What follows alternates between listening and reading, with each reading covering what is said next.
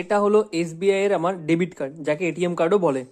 RBI এর নতুন নিয়ম অনুসারে এই ক্রেডিট কার্ড বা ডেবিট কার্ড যে কোনো ক্ষেত্রেই এখানে যে ভিসা লেখাটা দেখা যাচ্ছে, এই ভিসা কারো কারো ক্ষেত্রে এটা রুপে থাকতে পারে বা মাস্টার কার্ড। এই জিনিসটা আমাদের হাতে এতদিন কন্ট্রোলে ছিল না। যা আমাদেরকে ব্যাংক প্রোভাইড করতো সেটা আমাদেরকে অ্যাকসেপ্ট করতে হতো। এবার এই প্রবলেমটা অনেকেই ফেস করেছে।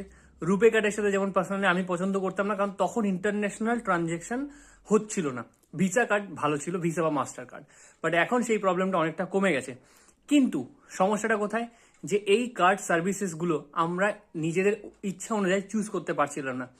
যেটা ফায়দা নিচ্ছিল ব্যাংকগুলো, যাদের সাথে এই কার্ড সার্ভিসের টাই আপ রয়েছে, তাদের কার্ডই তারা বার করছিল।